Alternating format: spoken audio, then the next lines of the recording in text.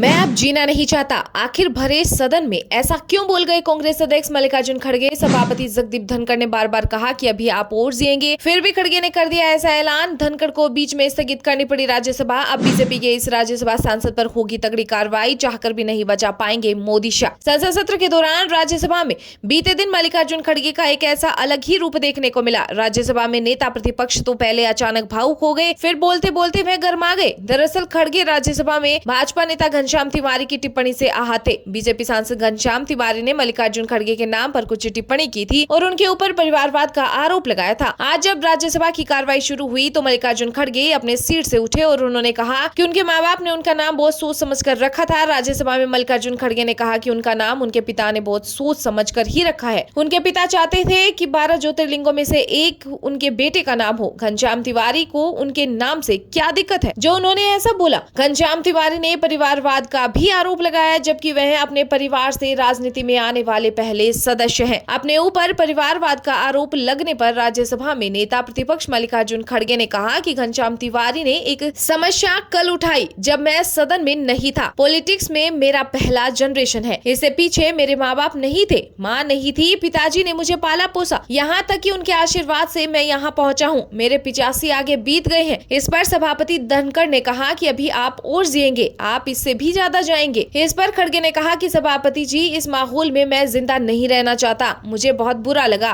कि तिवारी जी ने कहा कि मैं परिवारवाद से हूँ। मल्लिकार्जुन शिव का नाम है, यह शिव का नाम है, 12 ज्योतिर्लिंगों में से एक है। मेरे बाप ने बहुत सोच कर रखा था मेरा नाम, लेकिन मैं अकेला अपने परिवार से पॉलिटिक्स में आया हूँ। मुझे नहीं पता कि इन्हें क्या दिक्कत है, मेरे नाम के बारे में ऐसा क्यों कहा। इसके बाद बोलते बोलते मल्लिकार्जुन खड़गे अचानक गर्मा गए। उन्होंने कहा कि मेरा पूरा खानदान ही पॉलिटिक्स में है। खड़गे ने कहा कि अगर परिवारवाद पर निकालूंगा तो यहाँ बहुत लोग बैठे हैं, मेरी आंखों के सामने हैं, मेरी बाजू में है, मेरे हर तरफ है। इसके बाद खड़गे ने सभापति से मांग करते हुए कहा कि मैं चाहता हूं कि उनके बयान को स्पंज किया जाए। इस पर सभापति धनखड़ ने कहा कि वह आश्वासन देते हैं कि वह घनश्याम तिवारी के बयान को एक बार फिर से देखेंगे। हालांकि उनका मकसद आपको हाथ करने का नहीं था, फिर भी मैं बारीकी से अध्ययन करूंगा। धनखड़ के आश्वासन से एक बात तो साफ है कि घनश्याम तिवारी ने राज्यसभा में परिवारवाद का आरोप तो कहीं ना कहीं लगाया है, लेकिन क्या ये सही है? देश के सबसे बड़ी पंचायत में जनता के मुद्दों की बात न होकर परिवारवाद के आरोप लगाए जा रहे हैं। इसके लिए तो राज्यसभा के बाहर राजनीतिक मंच भी बहुत है। घनश्याम तिवारी की इस हरकत पर आपकी क्या राय है, कमेंट करके जरूर बताएं। और अभी तक आपने इस वीडियो को लाइक नहीं किया है तो लाइक कर दीजिए, साथ में चैनल को सब्सक्राइब करना मत भूलिएगा।